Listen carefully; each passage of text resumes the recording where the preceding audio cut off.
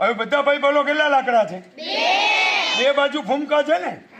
નજર રાખજો, નજરમાં આવે તો કહેવાનું, પછી મનમાં રાખતા નહીં. ગયા વર્ષે આવીશ બાપા.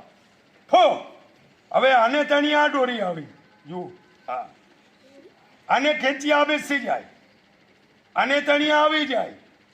જલ્દી, ઝડપથી, જાદુથી અને મંતરથી. પણ તમને વેમ છે કે મદારીભાઈ છે ખરી, પણ તાણમ તાણા કરે છે, મોરો ફૂમકા નીકળે.